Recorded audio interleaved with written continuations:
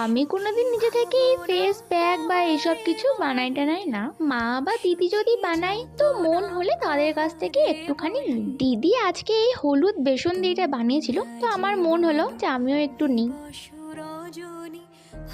আর এটা শুকিয়ে যাবার পর মুখে এত টান ধরে যে আমি তো হাঁ করে মুখে চামড়াগুলোকে টেনে টেনে আমার মুখটাকে দেখছিলাম। তারপর মুখটুক ধুয়ে নেবার পর দেখছি আমার নাইকা থেকে পার্সেলটাও চলে এসেছে। আমি কিছু টুকটাক জিনিসপত্র অর্ডার দিয়েছিলাম, আর এটা আমার সব থেকে পছন্দের জিনিস লিপ লাইনার, লিপস্টিক আর মাস্কারা আমার সব থেকে পছন্দের জিনিস। ঈদে তো হাত ভর্তি করে মেহেন্দি পরেছিলাম, আর ঈদের কয়েকদিন পরেই ছিল একটা দাদার বিয়ে, তো ভেবেছিলাম একটা মেহেন্দিতেই দুটো কাজ সারা হয়ে যাবে। কিন্তু দুদিন যেতে না যেতেই মেহেন্দিটা এমন ভাবে উঠে আছে মনে হচ্ছে আবার মেহেন্দি পরতে হবে। আগে যখন মেহেন্দি পরতাম এক সপ্তাহ প্রায় থেকে যেত, আর এখন মেহেন্দি পরলে দুদিন পরেই